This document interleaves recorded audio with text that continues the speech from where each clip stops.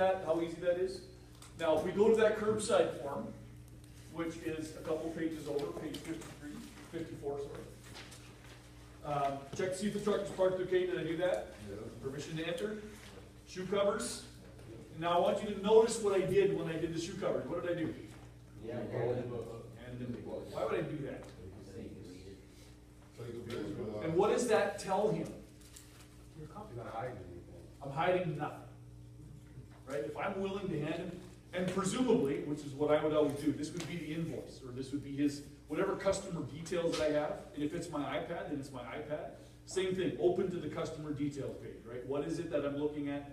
Why am I here? What the customer profile, right? A work order, if that's what, and that's what I'm handing you. Just hold on to that for a minute, and that just sends a massive trust level right there. Level of communication, and they're now helping me work, creating an engagement that's otherwise very difficult to create. Okay? And it helps me to avoid the dreaded shoe cover bobble. And you all know what the shoe cover bobble is, right?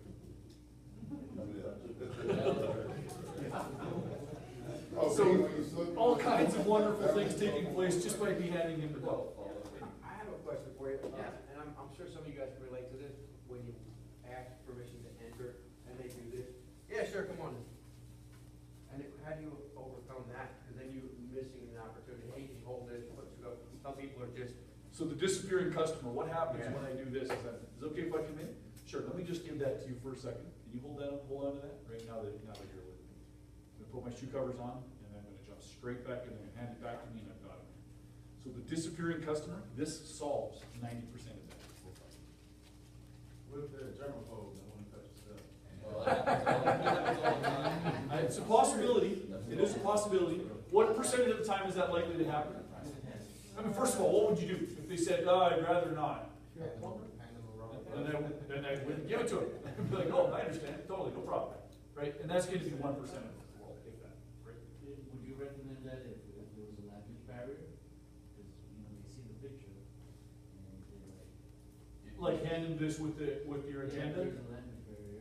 For sure. Yeah, yeah. Could that be helpful? Yeah. In the language barrier? Like for all of you who are dealing with folks that speak a language you're not fluent in, right? Which happens. I'm sure that you've got some of that going on here from time to time.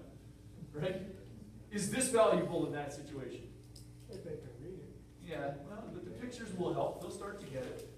I don't know, people, Might scare them a little.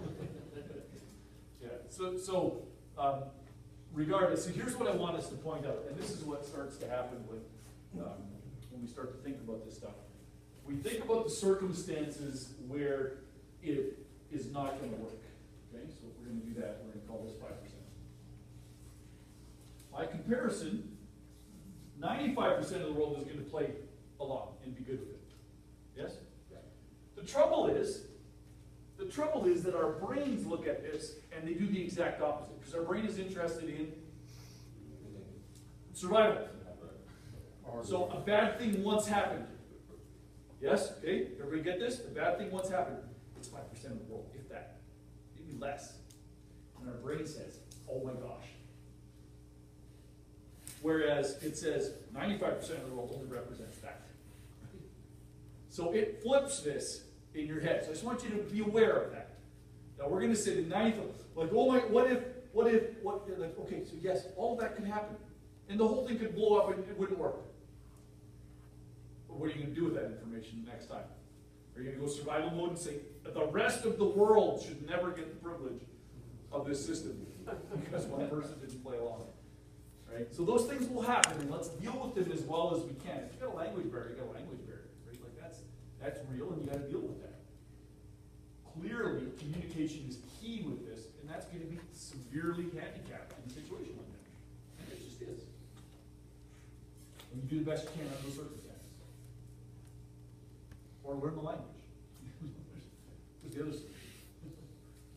Which is good for you, that's growth, and that's and you're giving yourself an edge that everyone else has, yes? See an advantage and opportunity?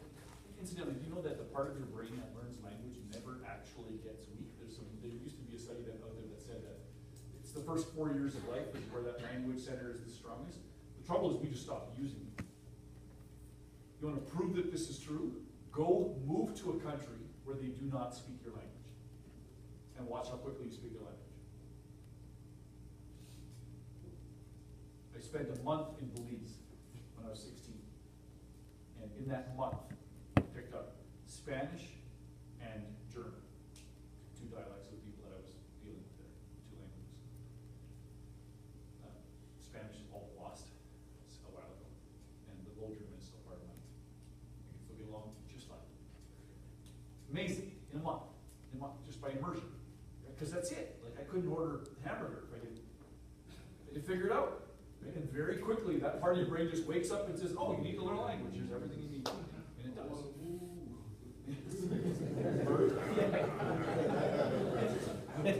This language everybody speaks. Surprise. Like, oh, I know exactly what you want. So nice. We're on it. All right. So, we're going to practice the greet step like Adam and I just demonstrated. You and your learning partner. You're going to go through it. It's knock on the door, hand the book, shoe covers, point to the pictures in the book, the whole thing. Okay? Someone once said, practice makes perfect. Vince Lombardi said it differently. What did he say? Perfect practice makes perfect. Doing it correctly. If I practice this sitting down, am I ever going to do the greet step in my life sitting down? No. So what I want to do is I want to anchor this to the physiology that will actually be happening in front of the customer, so that when I get in front of the customer and I got a book in my hand and my agenda's there, all of this comes flooding back because my brain has anchored it to the physiology. Okay? So we want to practice it correctly so that we can actually do it correctly when it's happening.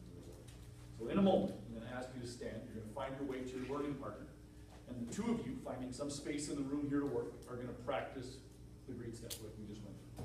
As soon as you're done, one person's the technician, walks through the whole thing, look at the curbside form and see how you did. Switch, and the other person goes. Now let's practice this a few times. This is green level. We're going to go green, yellow, then red. And at green level, that means that the customer plays along just like Adam just did for me. Okay? He's there, he's not disappearing, he's not difficult, he's just a model customer. Okay, so be a model customer for this round. We're going to escalate it because we know that those customers exist. So we're going to escalate it and practice it at an escalated level. That's yellow and red. But right now, this is let's get warmed up. Let's get our feet wet up this thing and practice that level. What questions do you have before we begin? All right. Your job, make your learning partner awesome. Stand, find them, and go.